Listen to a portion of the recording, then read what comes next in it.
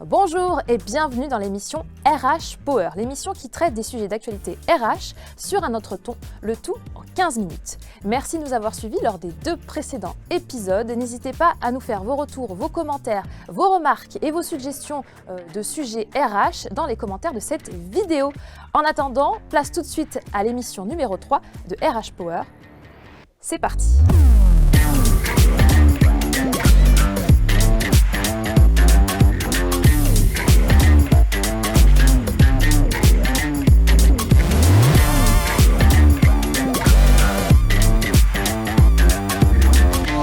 Allez, on commence ce 3e épisode avec le chiffre du jour.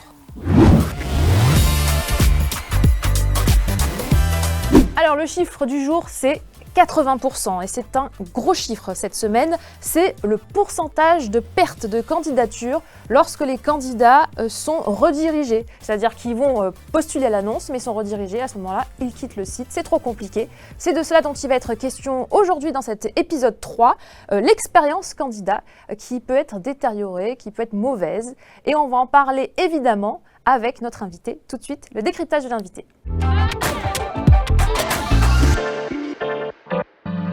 Et comme on en a coutume ici, on va accueillir tout de suite notre invité qui est déjà en plateau, mais qui est crypté. Est-ce que vous pouvez dire quelques mots, notre invité mystère? Ok. La régie, est-ce que vous pouvez décrypter l'invité? Et voilà. Vous ne le connaissez pas forcément, même s'il est décrypté. Est-ce que vous pouvez vous présenter dans un premier temps? Je suis cofondateur du cabinet de recrutement Célescope. Célescope est plus connu que moi et j'en suis heureux. Célescope, on est 35, on intervient pour des PME ETI, en France et aussi à l'international, sur des aspects humains, en particulier le recrutement, mais pas uniquement. Très bien. Damien, est-ce que vous pouvez réagir maintenant tout de suite au chiffre qui a été dévoilé juste avant, 80% de déperdition de candidatures sur les annonces en redirection? Qu'est-ce que ça vous évoque? Est-ce que vous êtes d'accord avec ce chiffre? D'accord, je ne suis pas certain, 80 me paraît beaucoup, ouais. Mais en tous les cas, c'est une certitude qu'un moyen de contacter des candidats, c'est l'annonce. Et nous, on a toujours été très sensibles au parcours et donc à ne pas perdre les candidats qui se montrent intéressés en début de parcours. Et effectivement, quand on fait une redirection, c'est-à-dire on passe d'un site à un autre, c'est un peu comme en e-commerce, on perd des gens. Et donc, est-ce que c'est 80, est-ce que c'est un peu moins, un peu plus? Je ne sais pas, ça dépend sûrement des sites. En tout cas, c'était jusqu'à 80%. Je pense que c'est le maximum. Ouais. On va parler tout de suite de l'expérience candidat, vous l'aurez compris. Et on va commencer par une question perso. Alors, on aime bien ça pour mettre à l'aise l'invité. On passe tous devant un recruteur à un moment donné dans sa vie. Est-ce que vous avez un souvenir particulier, mémorable, un moment à nous partager? Je pense assez rarement devant les recruteurs. Et en fait, quand je regarde, j'y suis passé 2 fois dans ma vie. La première fois, c'est l'été 91, j'ai 18 ans.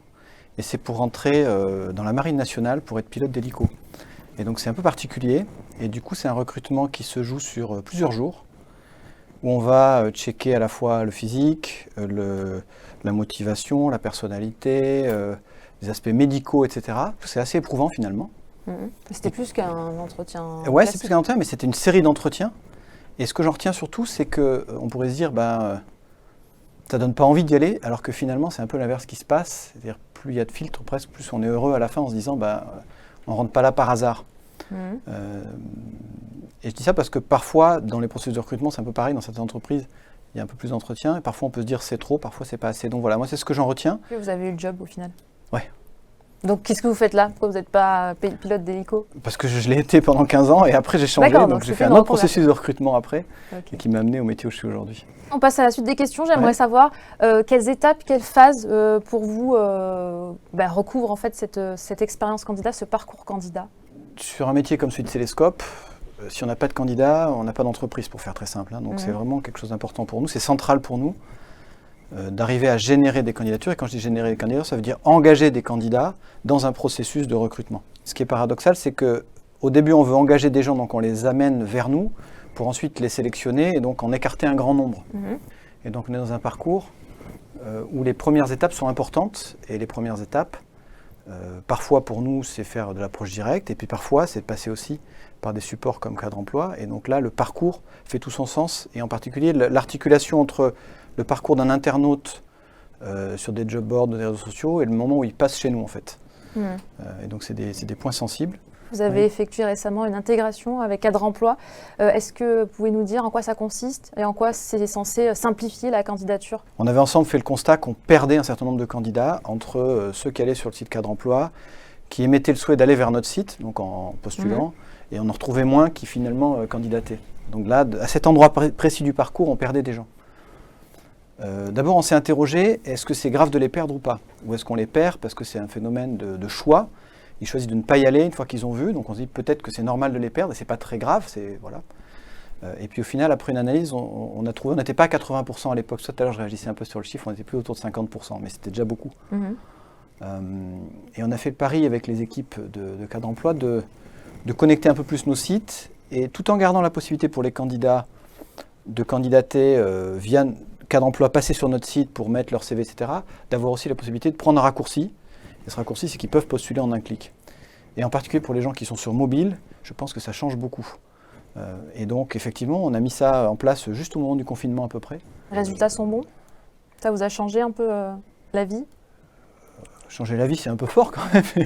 Changer votre quotidien? Ça a changé notre quotidien. Non, en tous les cas, on s'aperçoit qu'il y a beaucoup plus de CV, et il y a un peu plus de déchets, donc on est un peu moins qualitatif.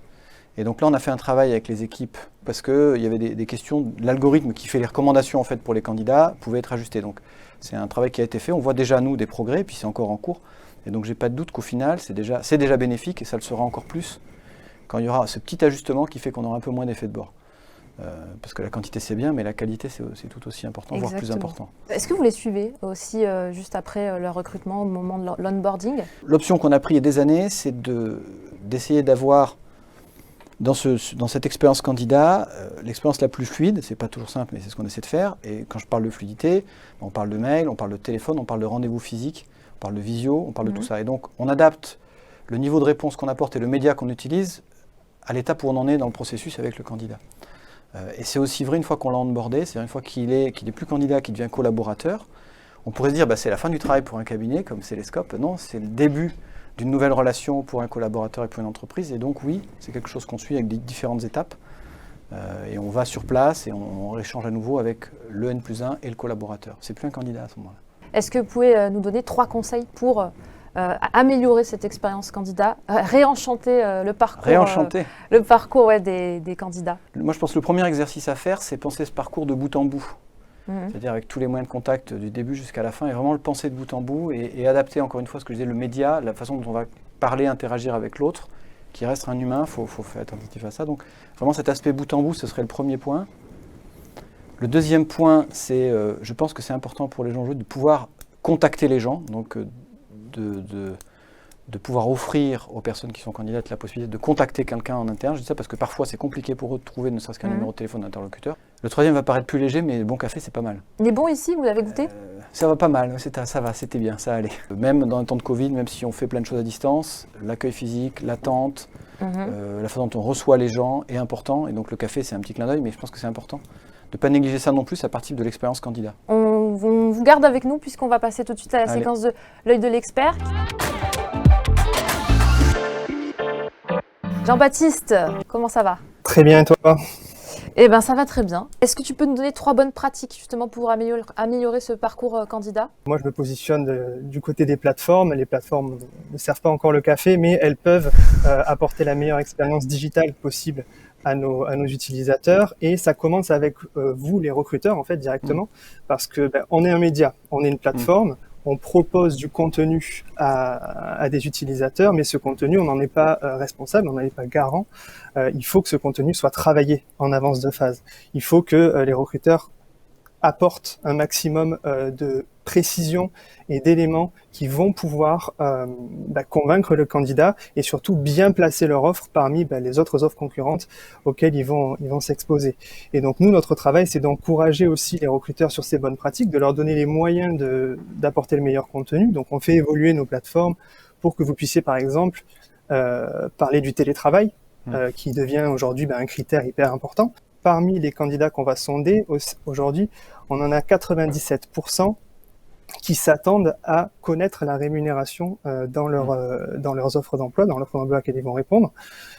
Donc voilà, c'est pas un bloquant, ça va pas les empêcher de postuler, mais la connaissance de cette information va éviter de faire perdre du temps à tout le monde finalement. Il y a des acteurs comme Google, quand ils sont arrivés pour donner un petit peu le là en disant, ben voilà, aujourd'hui je suis Google for Jobs, toutes les plateformes doivent suivre ce que je propose comme template d'offre d'emploi.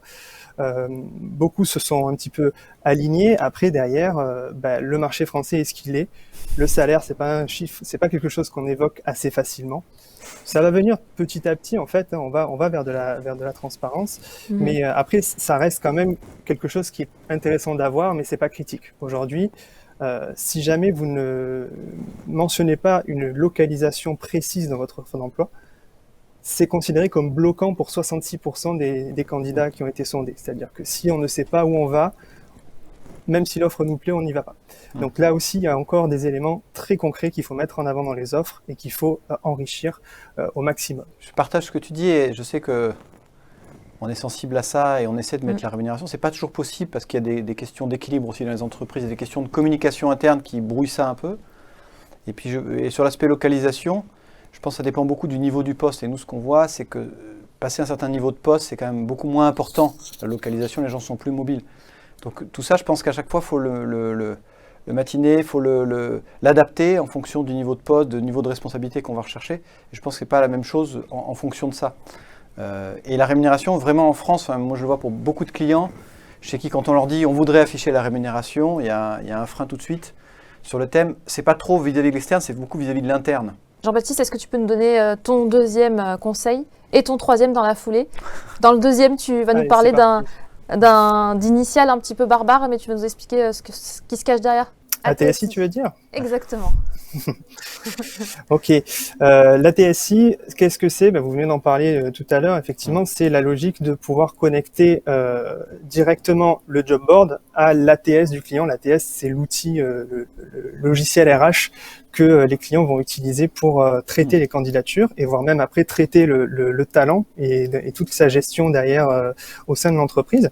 Et donc ATSI, c'est quoi? C'est juste la possibilité qu'on a mis en place, nous, Cadre Emploi, pour pouvoir envoyer directement une candidature, donc un CV, au recruteur, sans le faire passer le candidat par le site RH sur lequel son offre est déposée. Donc en fait, aujourd'hui, on est dans l'ère du un clic. On peut acheter tout ce qu'on veut en un clic, on peut regarder des séries, on peut réserver une voiture de location, on peut tout faire en un clic. Donc pour l'offre d'emploi, c'est pareil, c'est quand même... La candidature, c'est un acte engageant, certes, mais c'est un acte sur lequel le candidat a besoin de se positionner très vite. Et donc, il faut qu'il ait son CV sous la main, ça part en un clic, il fait sa lettre de motivation et la candidature est partie. Parce qu'il faut qu'il se positionne. Et aujourd'hui, s'il doit passer par un site différent à chaque fois qu'il doit faire une candidature, et sur ce site, il faut qu'il remplisse un formulaire du début, du coup, finalement, il va perdre en spontanéité, il va perdre en motivation aussi, selon la complexité du parcours qu'il y a derrière. D'où le chiffre. Donc la TSI, c'est tout simplement... Exactement. 80%, donc c'est vrai que ça peut paraître assez spectaculaire, mais effectivement, il y a un candidat sur 5 qui arrive au bout de ses parcours en redirection, là où, quand on est en formulaire, si l'offre lui plaît, donc s'il fait l'acte de cliquer sur cette offre, je veux y postuler, il y postule tout de suite. Donc effectivement, c'est un bien meilleur réceptacle à candidature d'avoir ce système. Comme c'est moins engageant, il y a plus de gens qui vont cliquer un peu spontanément. C'est ce que tu disais, la spontanéité c'est à la fois bien, à la fois c'est pas bien, parce que ça enlève des filtres quelque part. Donc c'est là où le rôle de l'algorithme chez vous est vraiment important pour aller chercher les bonnes personnes et présenter l'offre aux bonnes personnes. Parfait. Troisième et dernier et rapide conseil, JB. Le dernier conseil, en fait, c'est même pas un conseil, c'est une obligation. Aujourd'hui, on parle d'algorithme, effectivement, on parle de plein de choses qui vont traiter la donnée du candidat. Donc, on va connaître le candidat par rapport aux besoins d'offres d'emploi qu'il y a derrière. Tout ça, il faut quand même le faire dans le respect de ces données, dans le respect de la protection de ces données. Et donc, je voulais faire référence au RGPD qui, depuis 2018, nous a contraints à revoir totalement la façon dont nos produits sont architecturés. Donc, il faut qu'on anonymise de la donnée lorsque le candidat n'est plus actif. Il faut ensuite qu'on lui propose de s'abonner ou se désabonner aussi facilement, donc en un clic. Et derrière, après, une fois qu'on a confier le CV à nos partenaires de recrutement. Donc le dernier conseil que j'ai à leur apporter, c'est qu'effectivement, ils jouent aussi ce jeu de respecter la donnée du candidat pour du coup ne pas tomber dans des dérives par rapport à leurs données personnelles. Merci beaucoup Jean-Baptiste, merci Damien. Restez bien avec nous, on passe tout de suite à la séquence Le clin d'œil.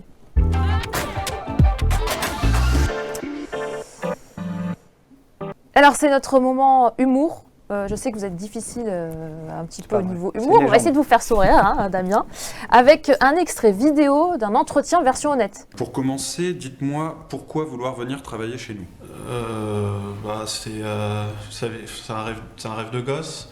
Je pense que ce poste est vraiment fait pour moi. La thune. Vous êtes les seuls à avoir répondu à mon CV de merde, donc la thune. Enfin, j'ai dit déjà, donc la thune. Est-ce que vous ne pensez pas être un peu surqualifié pour ce poste ? Non, pas du tout, non, puisque ce qui m'intéresse, c'est vraiment l'aventure humaine et rencontrer des gens, voilà. Qualifié pour ce poste, attends. 8 ans d'études pour t'apporter un café quand j'ai tes mails, t'en penses quoi ? Voilà, donc c'était un extrait. Vous pouvez aller voir la séquence en entier si vous voulez, avec des moments plus ou moins trash. Un petit mot là-dessus. Un entretien en vérité, ça veut dire quoi? C'est-à-dire être en vérité quand je fais un entretien de recrutement, ça veut dire quoi? Est-ce que ça veut dire se présenter tel qu'on attend de moi? Est-ce que ça veut dire se présenter tel que je suis, etc. Moi, je crois pas, j'allais dire au mariage blanc, c'est-à-dire je crois pas qu'on va être heureux dans un job si déjà dans un recrutement, on biaise l'entretien d'un côté comme de l'autre. C'est-à-dire l'entreprise se présente sous un jour qui n'est pas elle et le candidat aussi. Ensuite, c'est aussi un premier entretien en particulier, c'est un peu un théâtre quelque part. Donc il y a des codes à respecter. Mais je pense que respecter des codes, ça ne veut pas dire se travestir et dire des choses qui ne sont pas ce qu'on est, quoi. Donc où est la limite entre les deux? Je vous laisserai la trouver, Clémence. La question reste ouverte. Voilà. Merci beaucoup Jean-Baptiste et merci Damien d'avoir été avec moi pour ce 3e épisode de RH Power sur l'expérience candidat. J'espère qu'on vous a, en tout cas vous derrière l'écran, donné quelques conseils, quelques bonnes pratiques pour améliorer cette expérience candidat et essayer de faire baisser ce chiffre de 80%. Merci à tous les deux et merci à vous. Je vous donne rendez-vous très vite pour une nouvelle émission. Bye bye.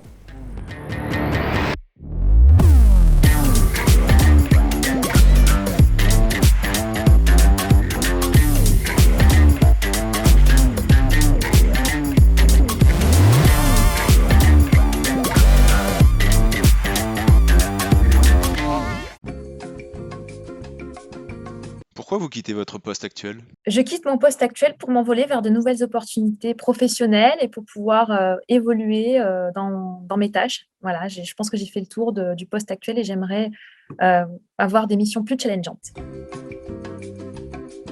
Bon, parce que j'ai été virée de mon entreprise, tout simplement.